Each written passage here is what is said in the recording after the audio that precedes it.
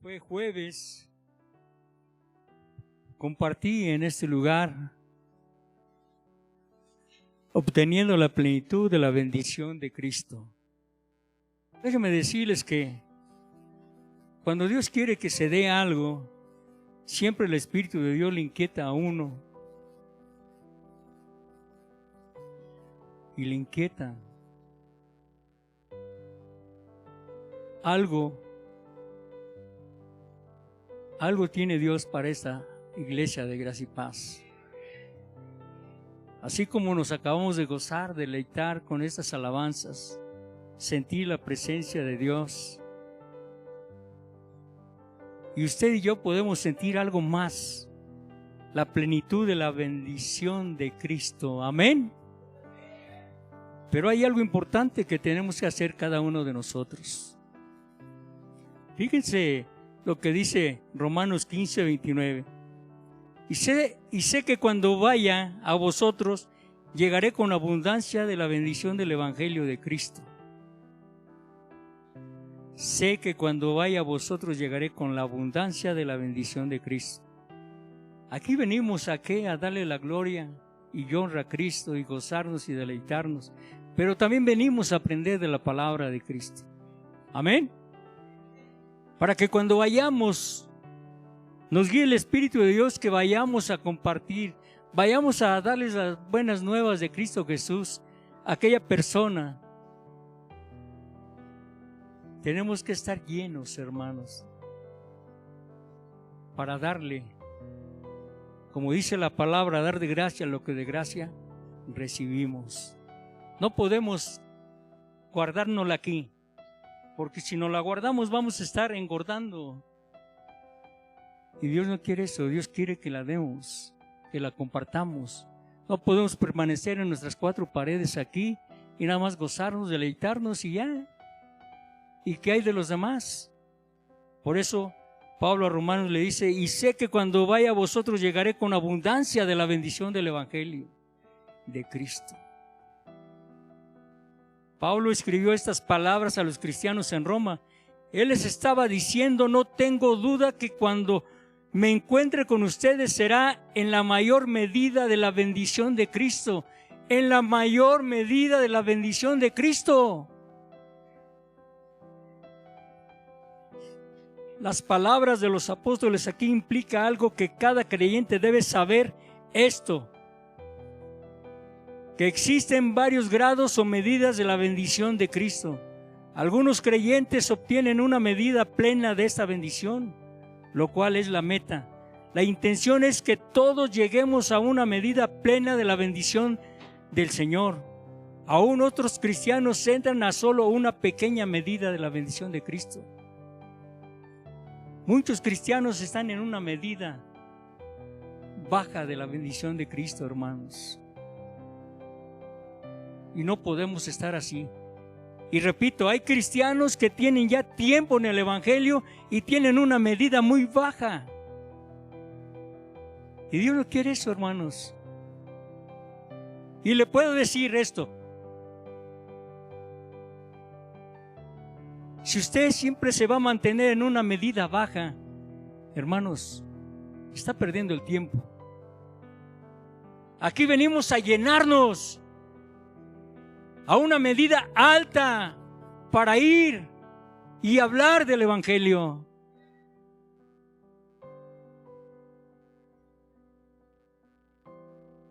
Fíjese lo que dice Pablo a Efesios.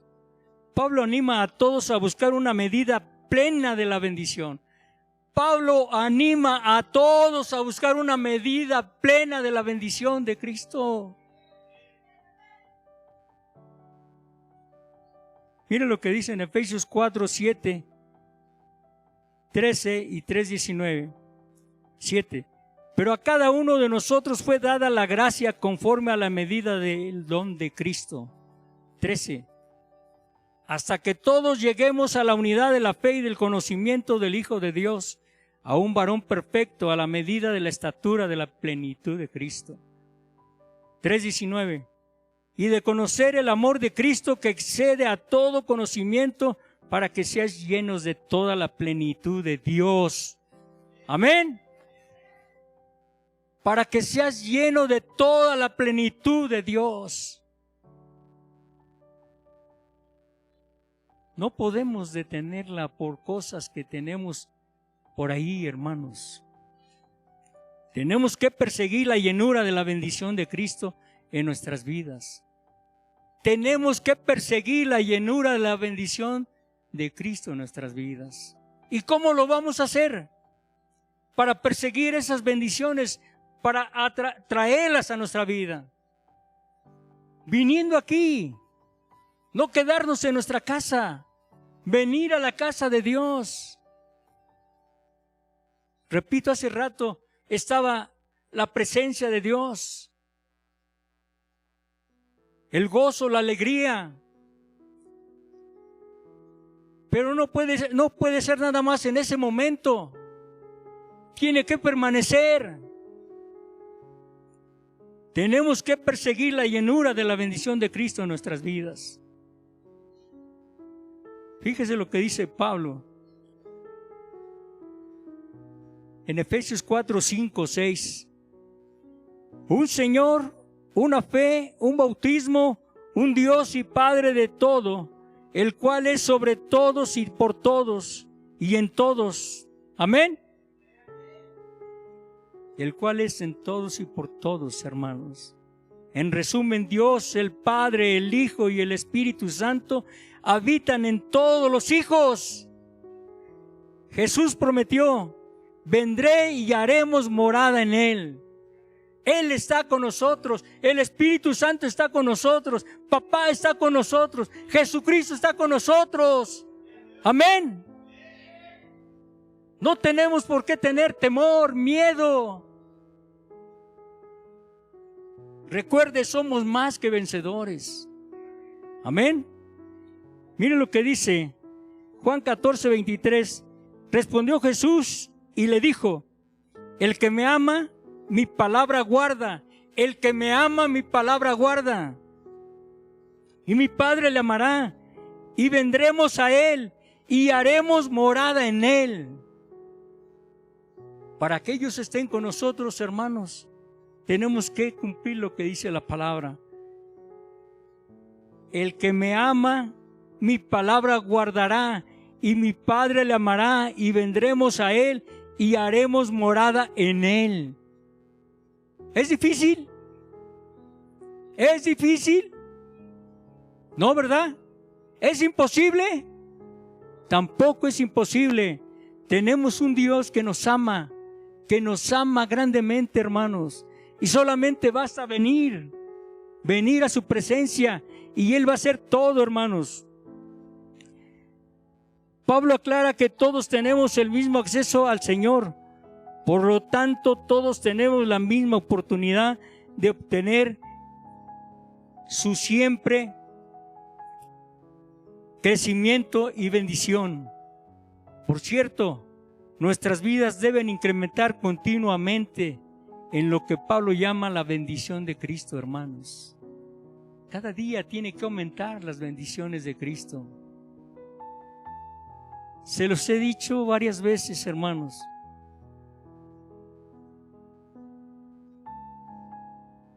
Arriba de este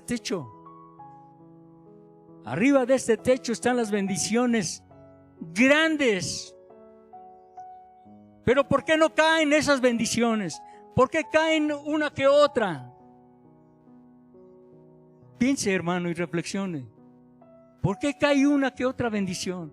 ¿Por qué no caen todas? Y un día les hice esa pregunta a los hermanos de Arroyo Zarco y les dije: ¿saben por qué? Porque algo está pasando en esta iglesia, porque algo está sucediendo en esta iglesia.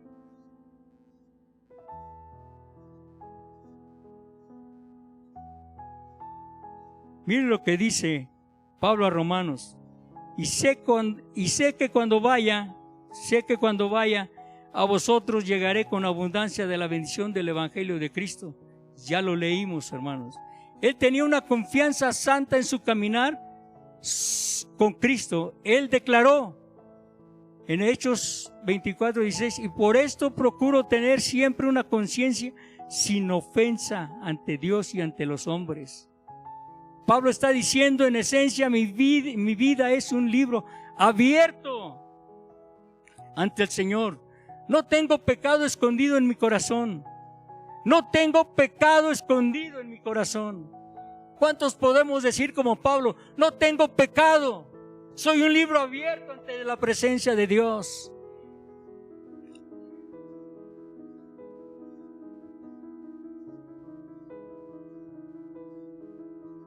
Mi vida es un libro abierto ante el Señor. No tengo pecado escondido en mi corazón. Y Él no tiene controversia conmigo, y su bendición hacia mí es en continuo fluir de la revelación. Así que cuando les predico a ustedes, fíjense bien, cuando Pablo les predica a toda esa multitud de gente, no escuchan las palabras de los hombres, no les da un sermón del púlpito, ni de mucha tecnología. Lo que ustedes oyen son las mismas palabras del corazón de Dios para ustedes, hermanos. Cada sermón aquí son palabras de Dios para su pueblo. Amén. La plenitud de la bendición de Cristo tiene poco que ver con bienes materiales. Por supuesto, toda buena salud y recursos terrenales deben verse como bendiciones de la mano de Dios. Pero Pablo habla de una bendición de mayor aquí, hermanos. La palabra griega que él usa para bendición significa la mención de Dios o su bien hecho. Qué hermoso es, hermanos, cuando Dios le dice a usted: bien hecho, mi hijo. Bien hecho, mi hijo. Este es mi hijo amado en quien tengo complacencia. Este es mi hijo querido. Y lo podemos hacer, hermanos. Lo podemos hacer. Todos sin excepción de nadie, hermanos.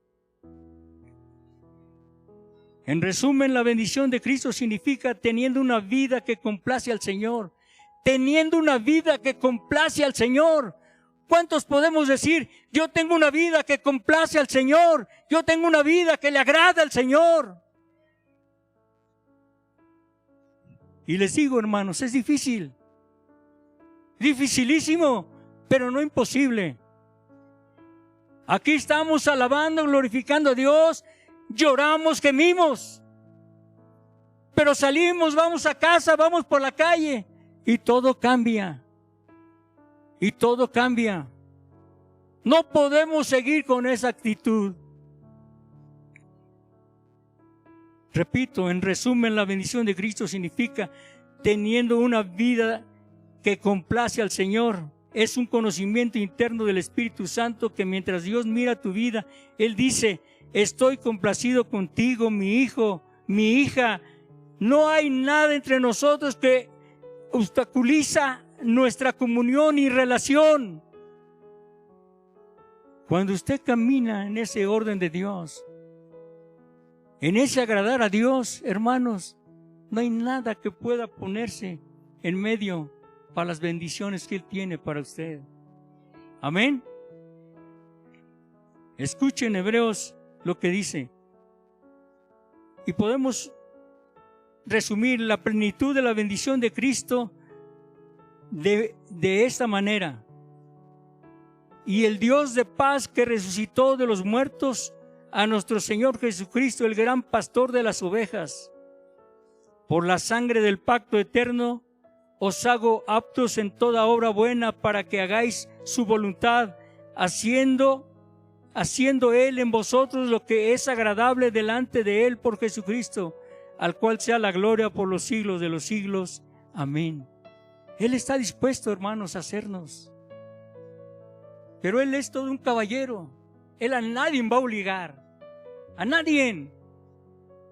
Todos tenemos que tomar la decisión de seguir a Cristo Jesús. Tenemos que tomar el ejemplo de Cristo Jesús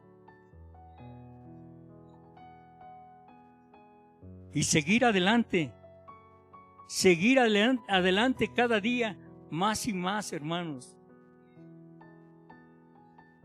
Hemos dicho, júntese con hermanos que verdaderamente son cristianos. Y le puedo decir, me encanta estar alrededor de gente que vive esta clase de vida en Cristo.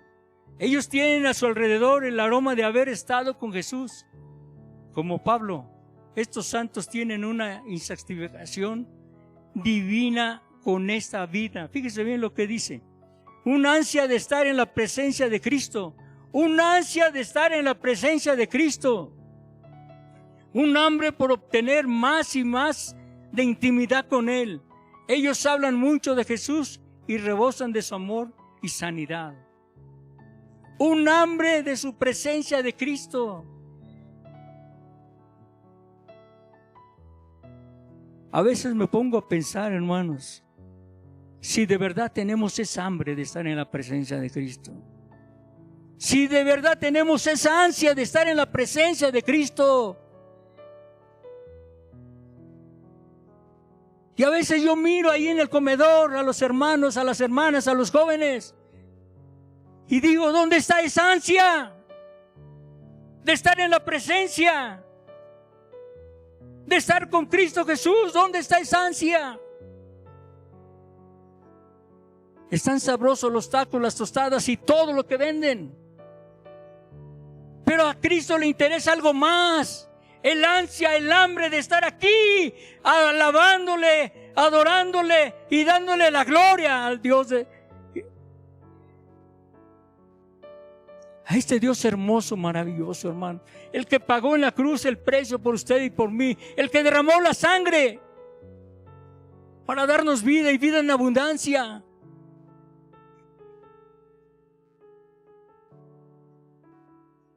Hay 5 puntos, hermanos, que vamos a comentar. Y vamos al punto número 1.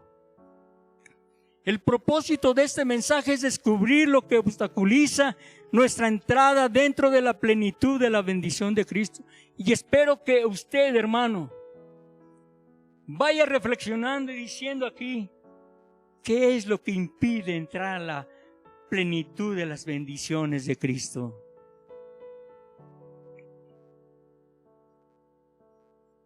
Pablo le pregunta a los Gálatas, fíjese bien, Gálatas 5, 7, 8 y 9. 7. Vosotros corríais bien. ¿Quién os estorbó para no obedecer a la verdad? 8. Esta persuasión no procede de aquel que os llama. 9. Un poco de levadura leuda toda la masa. Un poco de levadura leuda toda la masa. A veces el pueblo de Dios dice, nomás es poquito. ¿A quién le hago daño? Hermanos, Dios todo lo ve. Dios todo lo conoce. Y Él está en todas partes, amén. No hay ningún rincón a donde podamos escondernos. Los ojos de Cristo Jesús nos ven, nos ubican a donde estemos. Y no podemos decir, es poquito. No, hermanos, poca levadura leuda toda la masa. Aquí Pablo no se está refiriendo a un estado mental o una tecnología o creencia doctrinal. Él está preguntando, ¿qué hay en tu vida que te retiene de seguir adelante a la plena bendición de Cristo? ¿Qué hay en nuestra vida que nos impide llegar a la plena bendición de Cristo, hermanos? ¿Qué hay? Pensemos. Y Cristo está aquí y puede decirle, Señor, ayúdame a quitar este estorbo que impide entrar a esa plenitud de tus bendiciones, Padre. ¿Qué hay en tu vida que te retiene de seguir adelante a la plena bendición de Cristo? En un tiempo ibas tan bien, fíjese bien, en un tiempo ibas tan bien. Yo recuerdo muchos hermanos iban caminando pero bien, gozosos, felices, trabajando en la obra de Dios, y de repente al pasar de los años, ¡boom!, dan un bajón tremendo. Tremendo, hermanos. En un tiempo ibas también. Les conozco a ustedes como un pueblo de oración y trabajas diligentemente en las buenas obras. Pero algo anda mal. Algo anda mal. Ya no te veo crecer. En lugar de eso, han vuelto atrás a confiar en la carne. Se vuelven atrás. Les gana el enemigo. Ya no se percibe ese dulce aroma de Cristo que una vez tuvieron. Tu seguridad, tu claridad y tu visión se ha ido. Algo les está estorbando. Tenemos que tener esa visión de Cristo, hermanos. Repito, dar de gracia lo que de gracia hemos recibido. En ninguna iglesia puede haber una competencia. En ninguna. Porque todo lo que sabemos es de parte de Dios. Todo.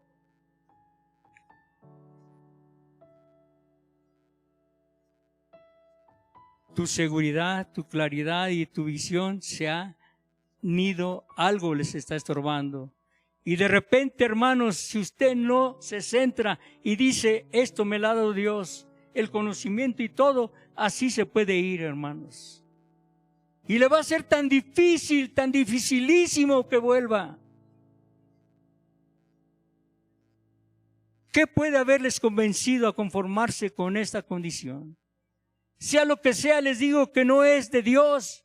De hecho, noto levadura en ustedes. ¿Algún compromiso? ¿Cuántos no tenemos compromisos que a veces nos impiden estar en la presencia de Dios? A veces nos impiden trabajar en la obra de Dios.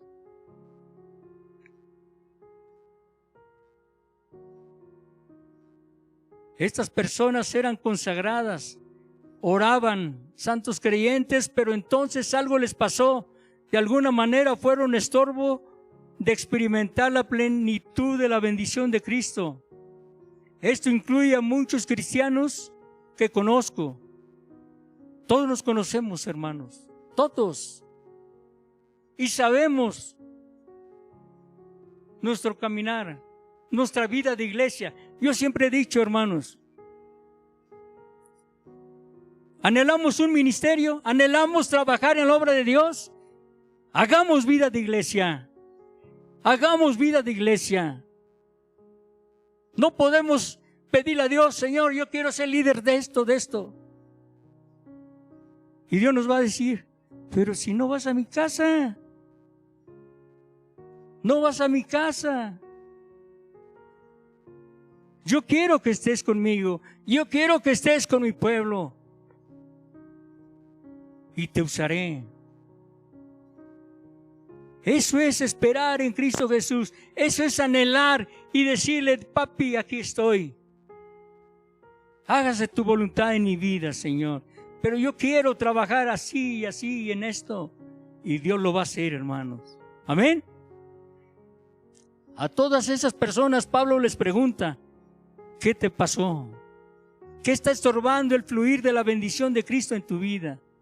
¿Qué levadura entró sigilosamente? A veces ni cuenta nos damos cuando ya entró esa poca levadura a nuestra vida. Tenemos que tener mucho cuidado, hermanos. Y siempre decirle a Dios, Señor, perdóname de todo, papi. Y de lo que no me acuerde, Señor Jesús. Y Él lo va a hacer. Él lo va a hacer, nos va a perdonar. Pero también nosotros tenemos que ubicar qué fue lo que estorbó. O qué fue lo que está estorbando. Punto número 2. Hasta Elías, el piadoso hombre de oración, le fue difícil entrar a la plenitud de la bendición de Dios. El profeta Elías fue usado poderosamente por Dios. Él compartió la carga del dolor de Dios por Israel. Su corazón se quebrantó por el desliz del pueblo, como Moisés se le impidió entrar en la tierra prometida, a Elías se le impidió experimentar la plenitud de la bendición de Dios. Fíjense, a Moisés se le impidió. llegar a la tierra prometida. A Elías se le impidió entrar a la plenitud de la bendición de Cristo. Y usted dirá, ¿por qué? Todos conocemos la historia de la victoria de Elías en el Monte Carmelo. Él, piadoso profeta, llamó al cielo y mató a los profetas de Baal. Entonces él oró por lluvia y lluvia cayó, terminando con un largo tiempo de sequía en Israel. Fíjese lo que podía hacer en el nombre de Cristo Jesús. Cuando la gente vio estas cosas, ellos se arrepintieron inmediatamente de su idolatría y volvieron al Señor. Ellos se arrepintieron inmediatamente de su idolatría y volvieron al Señor. Hermanos, cuántas cosas hemos visto aquí en esta iglesia. Hemos oído testimonios de sanidades, de cáncer, de muchas cosas. Y ni aún así, hermanos. Ustedes ven la asistencia. ¿Dónde está ese pueblo de Dios? ¿Dónde está ese pueblo de Dios que fue sanado? ¿Dónde está ese pueblo de Dios que fue levantado? Toda esa gente, cuando vio esas cosas, se arrepintieron inmediatamente de su idolatría y volvieron al Señor. Fíjese, regresemos un poco a la historia. En el momento en que la gente volvía a Jezreel, la capital, para reportar las noticias, increíblemente, Elías le pasó los carros de regreso a la ciudad, una distancia de más de 20 millas. Iba a toda velocidad Elías cruzando el pueblo. Fíjese lo que dice 1 de Reyes 18:46. Y la mano de Jehová estuvo sobre Elías, el cual ciñó sus lomos y corrió delante de Acab hasta llegar a Jezreel. Iba a toda prisa, hermanos. Mientras él corría, esto me dice que Elías estaba en una misión divina. La mano del Señor indicaba su guía, su dirección. Dios estaba mandando a Elías de regreso a Jezreel con un propósito. ¿Por qué exactamente iba tan deprisa el profeta de regreso a la capital? La clave en el testimonio de Elías en el Monte Carmelo. Ahí encontramos. Fíjese bien lo que dice 1 de Reyes 18:36. Cuando llegó la hora de ofrecerse el holocausto, se acercó el profeta Elías y dijo: Jehová, Dios de Abraham, de Isaac y de Israel, sea hoy manifiesto que tú eres Dios en Israel y que yo soy tu siervo y que por mandato tuyo he hecho todas estas cosas. No había duda, era mandado por Dios, hermanos. Así como usted y cada uno de nosotros alguna vez nos habla Dios en la oración o en sueño y tenemos que obedecer. Es orden de nuestro Dios. Que viene miedo, viene muchas cosas, sí, pero Dios está con nosotros, así como estaba con Elías. Y él obedeció y él iba. El profeta estaba diciendo en esencia: Señor, permite que todos aquí sepan que todo lo que hago en sumisión a tu dirección, lo que yo he hecho aquí hoy es sencillamente lo que tú me dijiste en oración. Pero entonces la maligna reina Jezabel recibió las noticias. Cuando ella supo que Elías había matado a todos los falsos profetas, ella amenazó con matarlo. Cuando se enteró lo que había hecho, amenazó con matarlo. Y él es ser humano como usted y yo. Mire lo que dice 1 de Reyes 19, 1 al 3. Acab dio a Jezabel la nueva de todo lo que Elías había hecho y de cómo había matado a espada a todos los profetas. Entonces envió Jezabel a Elías un mensajero diciendo así: me hagan dioses y aún me añadan, si mañana a estas horas yo no he puesto tu persona como la de ellos. Viendo pues el peligro, se levantó y se fue para salvar su vida, y vino a Beerseba, que está en Judá, y dejó ahí a su criado. Cuando él se entera lo que empezaba a hacerle Jezabel, huyó. Y fíjese, él conocía demasiadamente a Dios. Demasiadamente lo conocía. pero aún así entró el miedo. Y usted y yo somos seres humanos. Entra el miedo. Pero también ahí está el Espíritu Santo que inmediatamente dice: no temas. Dios está contigo. No huyas, Dios está contigo. Y tenemos que escuchar al Espíritu de Dios. Tenemos que escucharle siempre y en todo momento, hermanos. El profeta estaba diciendo en esencia: Señor, permite que todos aquí sepan que todo lo que hago es en sumisión a tu dirección. Repito, aquí todo lo que hacemos y vamos a hacer fuera, tienen que saber nuestros pastores. Debe de haber un orden de Dios. Amén.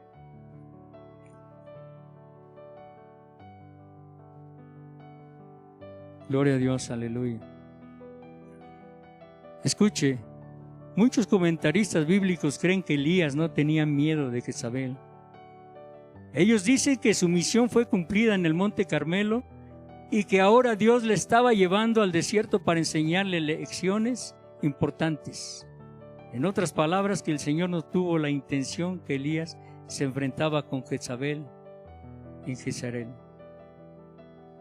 Yo, la verdad, hermano, no estoy de acuerdo con esto. Yo creo que esta interpretación pierde el sentido de este pasaje por completo. Cuando me imagino al audaz corriendo de regreso a Jezreel, yo creo que él iba de camino para cumplir lo último que Dios le pidió: matar a Jezabel. Piénselo. El Señor no debía permitir que Jezabel levantara un nuevo cuerpo o grupo de sacerdotes malos. ¿Por qué le diría a Dios a Elías que matara a 400 profetas, pero que permitiera que la madre de la idolatría sobreviviera? Sería como podar las ramas del pecado y permitir que la raíz sobreviva. Cuando Dios prepara a su pueblo para entrar en la plenitud de su bendición, Él nos pide que hagamos algo más que arrepentirnos. Él también nos pide que desarraiguemos nuestro pecado para que podamos entrar en una vida de pureza y sanidad. Solo con esto podemos experimentar su plenitud. Tenemos que arrancar todo, mis hermanos, desde la raíz. Yo recuerdo, he hablado de mi persona, de cuando yo era de aquel mundo de inmundicia, de alcoholismo. Pero Dios levantó a mi madre, la primer mujer cristiana, y recuerdo sus palabras: hijo, yo estoy orando por ti. Y fui invitado un día a la casa del Señor. Me quedé en la última banca. Todavía iba medio mareado de la cruda, escuchando las alabanzas. En ratitos cerraba los ojos y los abría. Terminó el culto y me fui a la casa. Era domingo. Todos los días yo tomaba. El lunes llegué a casa y le dije a mamá: ya vine. Me dice: sopla, mijo. Sóplame más. Me tuve que acercar. Y dice: no tomaste, ¿verdad? Le digo: nada, mamá. ¿De veras? Pues me estás oliendo. Desde ese día hasta hoy, 0 de alcohol y cigarro. Hasta ese día se arrancó la raíz. Desde lo más profundo de esa raíz. Y hoy alabo y glorifico y le doy gracias a Dios. Por eso, hermanos, cada uno de nosotros tenemos que arrancar. Si algo estorba, arrancarlo desde lo más profundo de la tierra y arrojarlo a lo más profundo de los mares. Muchos comentaristas creen que Elías no tenía miedo de Jezabel. Ellos dicen que su misión fue cumplida en el Monte Carmelo y que ahora Dios le estaba llevando al desierto para darle muchas lecciones. No, hermanos. Repito, yo creo que esta interpretación pierde el sentido de este pasaje por completo cuando me imagino al audaz corriendo de regreso a Jezreel. Yo creo que él iba de camino para cumplir lo último que Dios le había encomendado. Dios le pidió matar a Jezabel. El Señor no debía permitir que Jezabel levantara un nuevo cuerpo o grupo de sacerdotes malos. ¿Por qué le diría Dios a Elías que matara a 400 profetas, pero que permitiera que la madre de la idolatría sobreviviera? Sería como podar las ramas del pecado y permitir que la raíz sobreviva. Cuando Dios prepara a su pueblo para entrar en la plenitud de su bendición, Él nos pide que hagamos algo más que arrepentirnos. Él también nos pide que desarraiguemos nuestro pecado para que podamos entrar a la vida de pureza y sanidad. Solo entonces podemos experimentar su plenitud, hermanos. Fíjese lo que dice Apocalipsis 19 al 23. Yo conozco tus obras, y amor y fe, y servicio, tu paciencia, y que tus obras postreras son más que las primeras. 20. Pero tengo unas pocas cosas contra ti, que toleras esa mujer Jezabel, que se dice profetiza, enseña y seduce a mis siervos a fornicar y a comer cosas sacrificadas a los ídolos. 21. Y le he dado tiempo para que se arrepienta, pero no quiere arrepentirse de su fornicación. He aquí yo la arrojo en cama y en gran tribulación a los que con ella adulteran, si no se arrepienten de las obras de ella. 23. Y a sus hijos heriré de muerte, y a todas las iglesias sabrán que yo soy el que escudriña la mente y el corazón. Os daré a cada uno según vuestras obras. Amén. En todos los lugares, Dios sabe lo que aquí hay, lo que aquí pensamos. Dios sabe lo que hay aquí en este corazón. A Él no le podemos engañar. Nosotros nos estamos engañando. Yo no puedo llegar aquí y lo que acabo de mencionar, que yo era antes un alcohólico y después me voy, ¿qué será lo más lejos? A Japón. Ay, estoy muy lejos de gracia y paz. Me voy a tomar 2, 3 cervezas y 2, 3 cigarros. No, hermanos, tenemos un Dios que todo lo ve. En todas partes está nuestro Dios. Amén. No podemos escapar de Él, hermanos.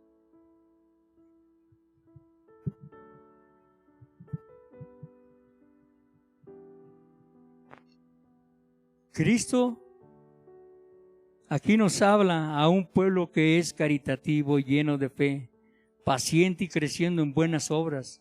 Sin embargo, estos santos consagrados aún no tenían la plena bendición del Señor. ¿Por qué? Jesús les dice, existe un asunto, un estorbo que te quita que puedas experimentar mi favor pleno.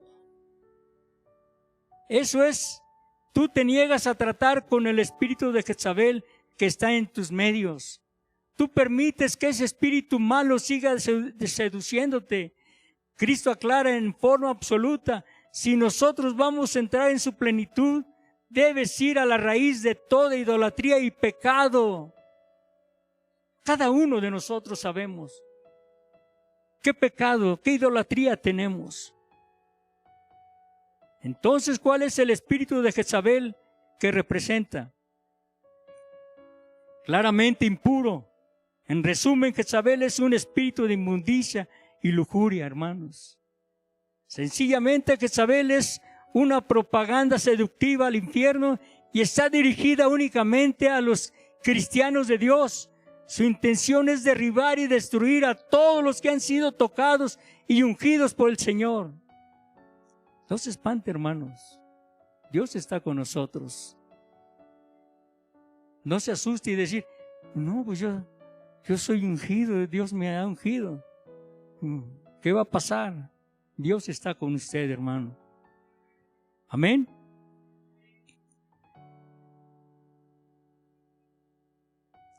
Su intención es derribar, destruir a todos los que han sido tocados y ungidos por el Señor. El pasaje en el Monte Carmelo comprueba esto. ¿Alguna vez te has preguntado de dónde salieron esos profetas de Baal? Ellos no eran sacerdotes inmigrantes ni importados. Ellos eran israelitas, los escogidos de Dios. Ellos fueron seducidos por Jezabel, llevados a fornicación a través de alguna adoctrinación diabólica. Muchos cristianos, hermanos, se han ido a otras doctrinas. Los ha jalado el enemigo.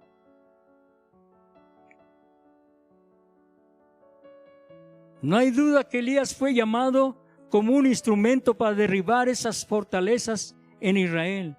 Elías tenía una historia con el Señor y estaba entrenado para escuchar su voz. Él oraba con tal poder que los cielos se cerraron y se abrieron otra vez. Cuando él tocó un río en su manto, las aguas se dividieron y él levantó a un joven de los muertos. Claramente Elías vivía y se movía en lo milagroso de parte de Dios. Él una vez le declaró a Acab con autoridad: Elías está aquí. Imagínense, hermanos. Les voy a decir esto, es un testimonio. Hace muchos años, mi nietecita se enfermó de una temperatura muy fuertísima, ya hasta le estaban dando convulsiones. Yo iba llegando del trabajo, mi hija estaba con la niña llorando. ¿Qué pasó? Ya me dijo. Arranqué el carro rápidamente, estaba clavo en reparación, pues me fui en sentido contrario. Llegué al hospital infantil y rápido la metieron en una tina de agua con hielos y clamándole, pidiendo a Dios. Después le pidieron documentación y me tuve que regresar rápido a la casa. Ya para eso eran como las 9 de la noche. Llegué a la casa aquí por la Portillo. Era una casa de 2 niveles. Entré al segundo nivel y abrí y empecé a buscar los papeles. Los tomé y las puertas empezaron a azotarse, pero fuertísimo, hermanos. ¿Quién las abrió? ¿Quién las estaba azotando? Era el enemigo. Y me hinqué de rodillas y empecé a clamar a Dios. Empecé a pedirle: Señor, aquí estoy ante tu presencia. Mira, papi, lo que el enemigo quiere hacer. Me quiere atemorizar, me quiere espantar, pero yo sé que tú estás conmigo, mi Dios, y nadie me podrá vencer, porque contigo, Señor, soy más que vencedor. Amén. Eso es lo que tenemos que hacer, hermanos: pelear la buena batalla, luchar con las armas que Cristo Jesús nos ha dado.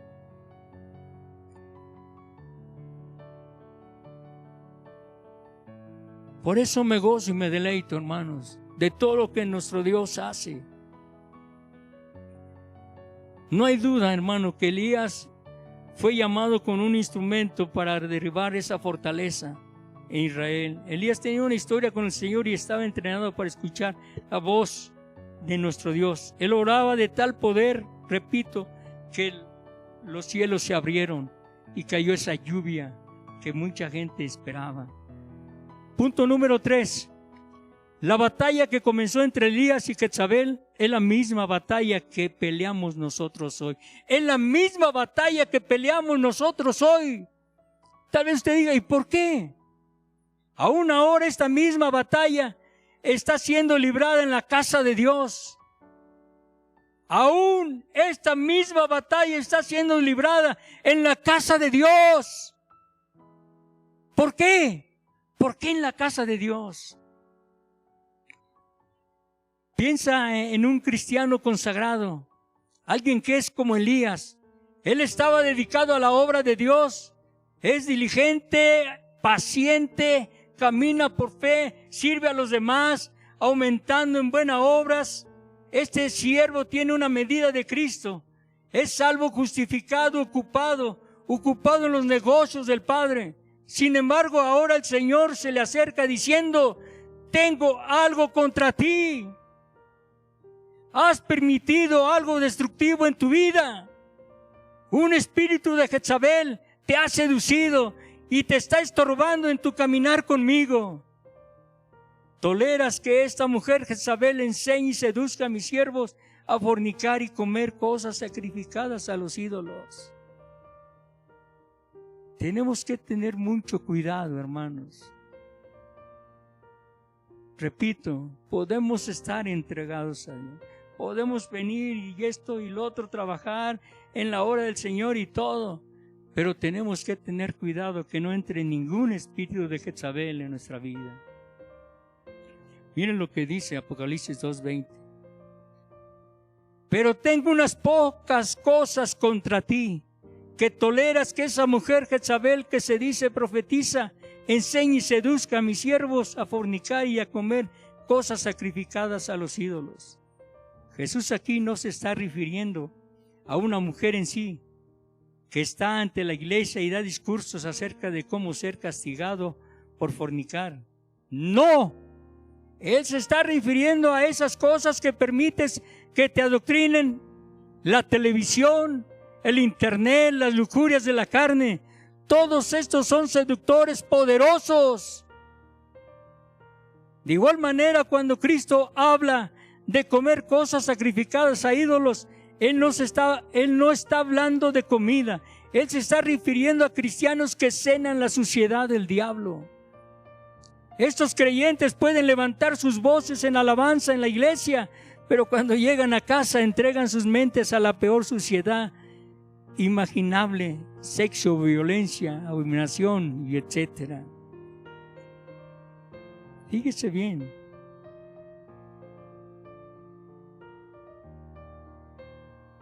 A menudo cuando el espíritu de Jezabel viene a seducirnos, susurra a nuestros oídos: has trabajado duro y ahora necesitas relajarte. Es hora que te permitas alguna recreación. Este es el día de gracia. Y Dios no es duro con su pueblo. Anda, sintoniza ese programa de televisión ofensivo o alquila una película. Esa película sucia. Si te entregas mucho a ese placer, siempre puedes clamar a la sangre de Jesús y te limpias de nuevo. Qué gran mentira de Satanás, hermanos. Es cierto, la sangre de Cristo es poderosa. Escuche, hermano, si tú tienes lujuria en tu corazón, ya has cometido adulterio.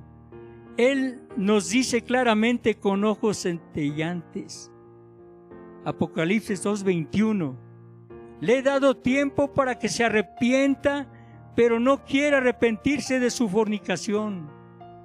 Dios nos da muchísimo tiempo para arrepentirnos. Y Dios puede decir: ¿hasta cuándo, iglesia?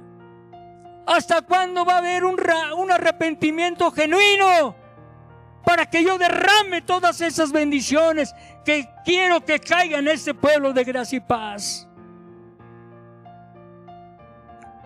Algo está estorbando. El Señor está diciendo: soy misericordioso con ustedes, contigo, y he sido muy paciente.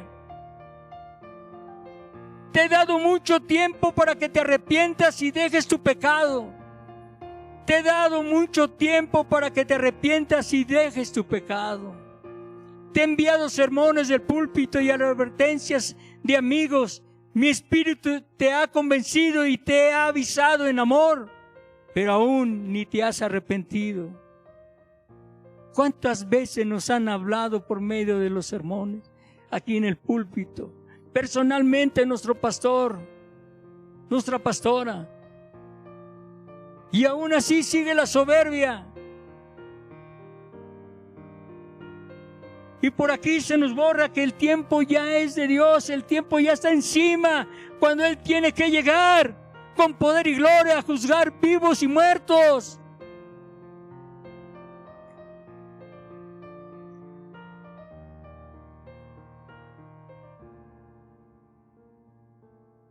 Y Dios dice: ansío que estés a mi plenitud. He puesto cada recurso ante ti Sin embargo, sigues bien viviendo como pobre.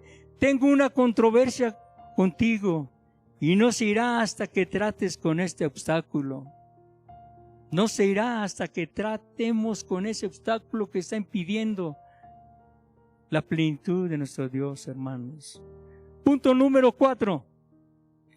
Considera las horribles consecuencias al dejar que Jezabel viva. Jesús nos dice cuáles son esas consecuencias.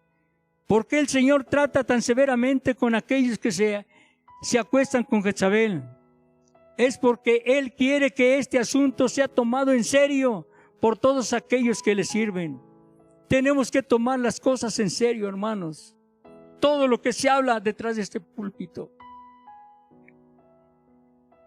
Todas las iglesias sabrán que yo soy el que escudriña la mente y el corazón, y os daré a cada uno según vuestras obras.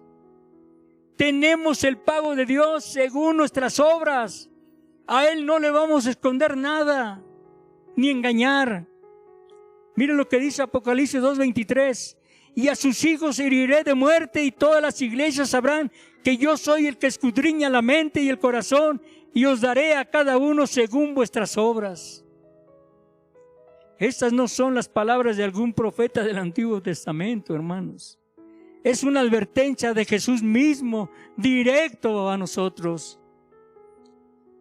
Él nos está diciendo a cada individuo en la iglesia, tienen que saber que Jezabel debe ser derribada y darle un golpe mortal a esa fortaleza espiritual, o nunca tendrás una mayor medida de la plenitud de Dios. Regresemos a Elías, hermanos. Yo considero como uno de los hombres más poderosos de Dios. En todas las escrituras, sin embargo, Él permitió que Jezabel viviera. Elías fracasó de esta misión sin ninguna justificación. ¿Cuál era la raíz del fracaso de Elías? ¿Cuál creen que era el fracaso de Elías? ¿Por qué fracasó Elías? Por falta de fe, hermanos. Él tuvo miedo y se le olvidó que tenía un Dios poderoso. Siempre nosotros tenemos que caminar en esa convicción. Tengo un Dios poderoso que todo lo puede. Amén. Que todo lo puede. No hay nadie contra Él. Repito, ¿cuál era la raíz del fracaso de Elías? Era falta de fe. Elías le dio más poder a Jezabel que Dios. Mire lo que dice. Después de su victoria en el monte Carmelo hubo avivamiento en la tierra, convicción entre el pueblo y arrepentimiento muy difundido. De todo lo que pasó la gente vio. Y hubo una victoria tan tremenda, hermanos, que el pueblo se gozó y se deleitó. Fíjense bien, a Jezabel no le quedaba poder. Si ella hubiera tratado de matar a Elías, entonces la gente lo hubiera rodeado para protegerlo. Pero en vez de eso, cuando vino la amenaza de Elías, Elías perdió la fe. Dios le dice, te he dado victorias sobre el pecado y ha provisto milagros para ti. Tiene el mismo poder para matar a cualquier lujuria de Jezabel. Dentro de ti, Él puede destruir cada fortaleza, matar cada pecado que asedia y liberarte de todo poder del enemigo. Él tiene, nuestro Dios, poder para librarnos de toda maldad del enemigo, hermano, de toda acechanza del enemigo.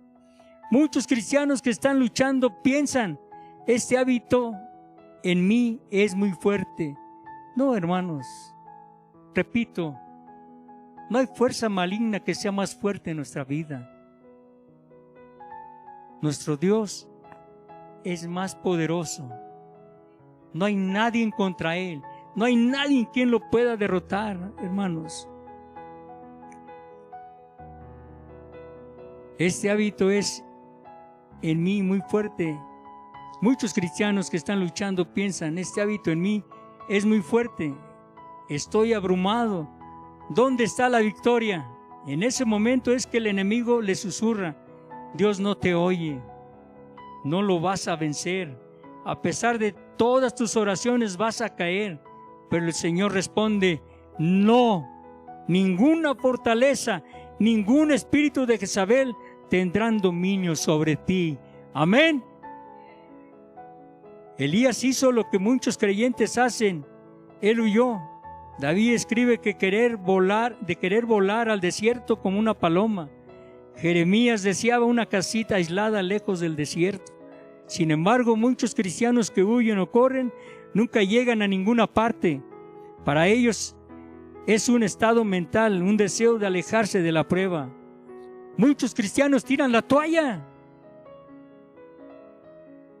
Y no, hermanos, repito, un boxeador cuando está en el ring y ya su manager lo ve todo golpeado, ensangrentado, agarra y avienta la toalla, tira la toalla, derrotado.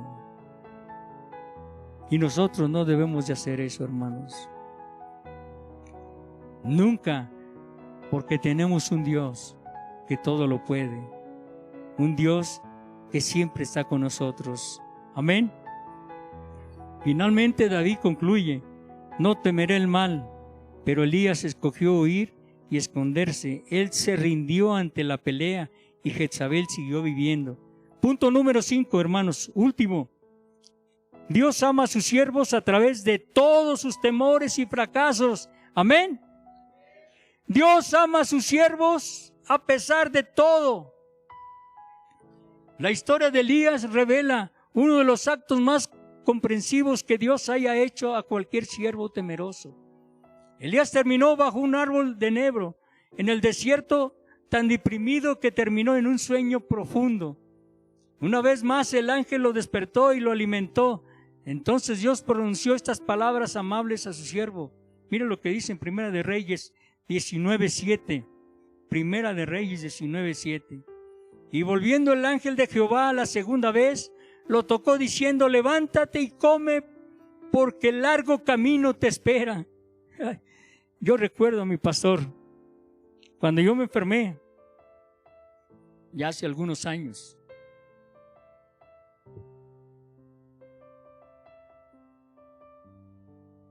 y fue muy duro, muy difícil. Por la primera iglesia que se levantó. Recuerdo que estaba en la sala, entró el pastor, se me paró enfrente, está alto, yo estaba sentado, y me agarra de los hombros. No, Pepe, la depresión no. Y me levanta y me dice: tienes mucho trabajo en Arroyo Zarco. Y yo agarré y dije: hermanos, Dios habla. Dios manda el alivio. Dios dice: todavía te necesito, tienes trabajo. Y manda a su siervo. Y de ahí en adelante me empiezo a levantar y a seguir trabajando en Arroyo Zarco. Por eso siempre he dicho: ¿quién me separará del amor de mi Cristo? ¿Quién? Nadie. Problemas vienen, luchas vienen, pero nadie me va a separar del amor de Cristo. Porque sé que Él está conmigo y siempre estará conmigo. Amén.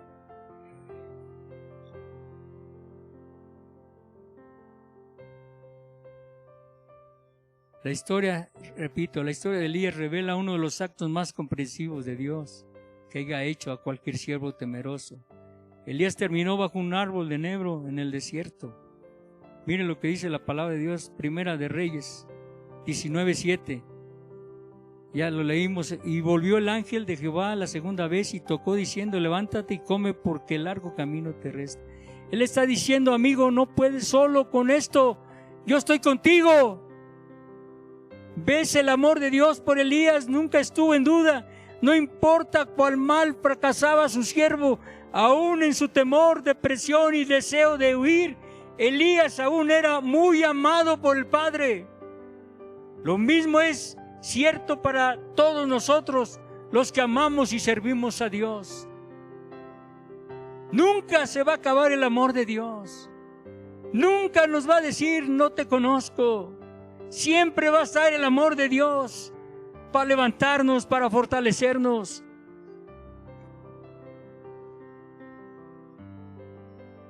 ¿Ves? El amor de Dios es grande, hermanos. Sin embargo, Dios tenía otro mensaje para Elías. Fue una advertencia misericordiosa y se aplica a nosotros también. Él preguntó: ¿qué haces aquí, Elías? Primera de Reyes 19:13. Y cuando lo oyó, Elías cubrió su rostro en su manto y salió y se puso a la puerta de la cueva. Y he aquí vino a él una voz diciendo: ¿qué haces aquí, Elías? Aun que el Señor había perdonado a Elías, él no iba a barrer su problema debajo de la alfombra o echarla. Él lo amaba demasiado. Elías contestó con una excusa, pero Dios no la aceptó. No hay ninguna excusa que valga ante la presencia de Dios, hermanos. Otra vez él preguntó: ¿por qué estás aquí? Él estaba preguntando en esencia: ¿por qué entregaste la pelea, Elías? ¿Por qué renunciaste a tu ministerio? ¿De dónde vino este cansancio? Al final parece que Dios aceptó la renuncia de Elías. El Señor dijo: en tantas palabras, no te obligaré a que sigas adelante, Elías, pero voy a ungir a Jehú en tu lugar. Él va a cumplir tu misión matando a Jezabel. El hecho es que si queremos renunciar, el Señor lo permitirá y Él nos amará. Él no nos amará menos. Él simplemente permitirá que sigamos viviendo una vida agradable al Señor. Una vida agradable a Dios, hermanos. Ciertamente, por último, hermanos, cuando llegó el tiempo para irse con el Señor, Él fue llevado al cielo en un carro de fuego. Él fue un hombre honrado grandemente, pero como Moisés, a quien no se le permitió la entrada a la tierra prometida, Elías nunca entró a la plenitud de las bendiciones de Dios. Puedes decir: yo no tengo problemas con la lujuria, yo no soy un fornicador ni adúltero, gracias a Dios. No he sido seducido por el espíritu de Jezabel. Podemos regocijarnos contigo, mi hermano. Pero cada creyente que desea entrar completamente dentro de la bendición de Cristo, un momento vendrá ese espíritu de Jezabel y podrá seducirlo. Te encontrarás con el enemigo más grande que puedes confrontar, y el espíritu de Jezabel se mofará. Esa vez vas a caer. Llegó tu fin. Vendrán luchas, tentaciones. Se encontrarán con el espíritu de Jezabel. Cuando llegue ese tiempo, no puedes pensar en darte por vencido. No entregues la pelea o abandones las promesas que Dios te ha dado. Derriba ese espíritu de Jezabel. El Señor dice que no tiene poder sobre ti. Amén. Aquí te presento una última imagen de la misericordia de Dios. Aunque Elías fracasó, el Señor le dio la última palabra a su siervo. La Escritura dice que Elías profetizó: los perros comerán a Jezabel en el muro de Jezreel. Primera de Reyes 21:23. De Jezabel también ha hablado Jehová diciendo: los perros comerán a Jezabel en el muro de Jezreel. Esto fue exactamente lo que pasó. Jezabel fue matada en el mismo lugar de donde Elías huyó, y los perros lambieron su sangre. Dios le dio a Elías la última palabra. Hermanos, nuestro Señor nos ha hecho más que vencedores. Esa es su Esa es su última palabra sobre el tema. Así que ponte de pie y pelea la buena batalla. Póngase de pie, hermanos. Dios nos ha hecho más que vencedores. Él quiere que gocemos de una plenitud de sus bendiciones. Él quiere que todos, sin excepción de nadie, arrojemos ese espíritu de Jezabel. Y usted sabe qué es. Dios también lo sabe. Por eso en esta tarde le voy a pedir que cierre sus ojos.